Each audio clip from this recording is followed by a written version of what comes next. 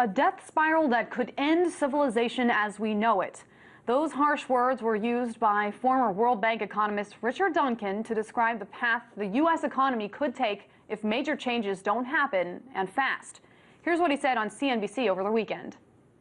If they don't prevent the credit supply from contracting, then we will have a new depression. So the policy is to ensure that credit continues to expand. And now that's what government debt is doing. The increase in government debt is making total debt grow. Otherwise, we would have already collapsed into a debt deflation death spiral. And Duncan is not alone in his fears. Experts, including former Reagan administration economists Lawrence Kotlikoff and Dr. Kurt Moores, agree. And yet, little is being done to reverse this trend, let alone acknowledge it. Here to help me get to the root of the problem and offer possible solutions, Peter Schiff, the CEO of Euro-Pacific Capital Incorporated. Hey there, Peter. Thanks for joining me. Now, as I mentioned, Richard Duncan calls this federal debt a death spiral. Is this accurate or is it an exaggeration?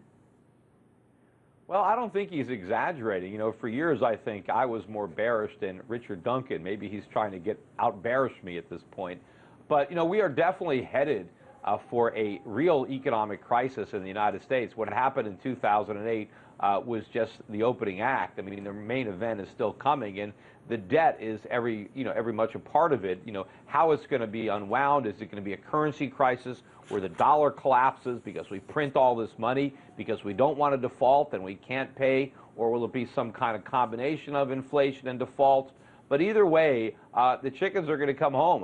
The U.S. is going to be held accountable for trillions of dollars that we've borrowed and spent, and we are simply unable to pay it back, and we've created an economy, a phony economy, that is completely dependent on the ability to keep borrowing more money that we can't pay back. Now, you did say that part of the problem is our debt. Is it really the debt or the persistent unemployment that's the root of our economic woes at this point? Well, one of the reasons that we have so much debt is because we have a lot of unemployed people. And of course, we have a lot of people who are employed in non-productive ways. That's also part of the problem. That's why we have such a large trade deficit. But a lot of this is the fault of the central government, the Federal Reserve, that are micromanaging our economy from Washington. And the whole thing is screwed up.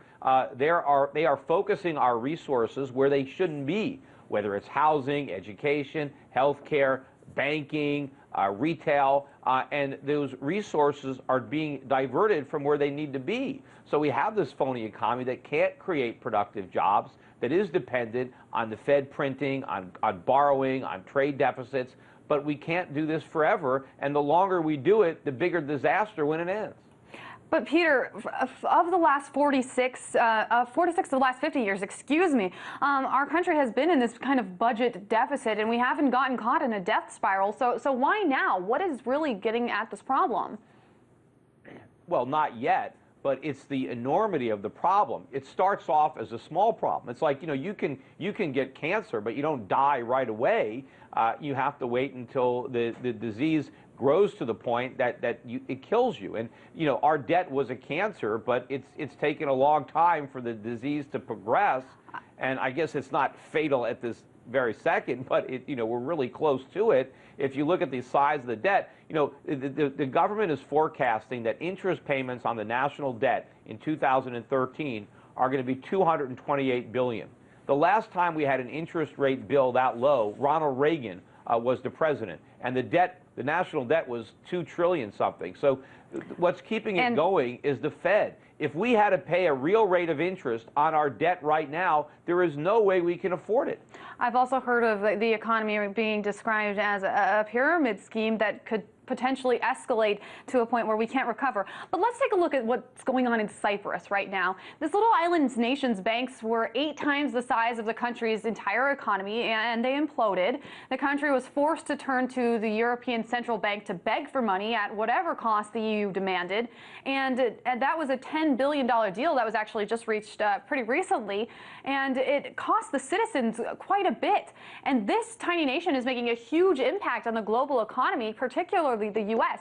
So let me play you a quick clip. This is how the media portrayed this event. may not think the story coming out of Cyprus can impact you, but you want to think again. How can a small island nation off the coast of Greece, how can tiny Cyprus with just over 1 million people be rocking the economic world? Protesters gathered outside the European Union office in Cyprus, demanding help from its neighbors. This is a tiny, tiny country. Tiny but huge, potentially global ramifications that reverberates throughout the economy. So it's a massive problem, and yet no one even knows where Cyprus is in the U.S. Take a look at this. Yeah. Do you know where Cyprus is? No, ma'am. No? The country? Middle East? Nope. No, not whatsoever. It's by Jerusalem. I mean, Israel.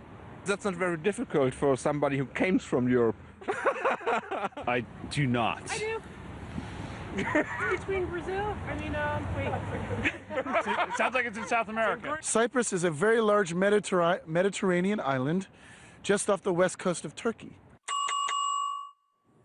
So a lot of people don't know where it is, and yet it's having a huge impact. And as I mentioned, they're seizing some 30% of the people's assets, the bank assets that are over $100,000.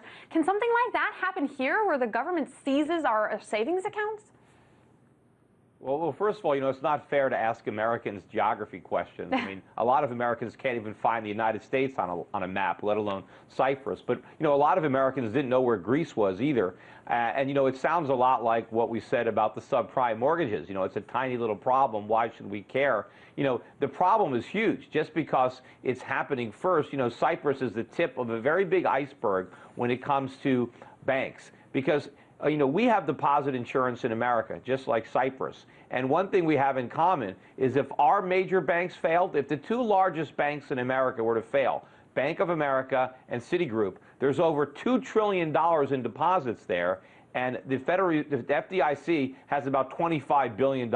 That's it. And of course, it's all in U.S. Treasuries. So if large banks were to fail in America, depositors are going to take losses too. And of course, what everybody forgets is American depositors are already suffering a deposit tax. It's called quantitative easing. 0% interest rates is a way the government confiscates the interest that you would ordinarily earn on your bank account. And because quantitative easing means that there's inflation, it means prices go up. We are paying a very severe deposit tax every year in the United States. And unfortunately, I think it's going to get much larger as the years go on. All interesting points, Peter Schiff. That's why we turn to you for analysis. CEO of Euro Pacific Capital, Peter Schiff.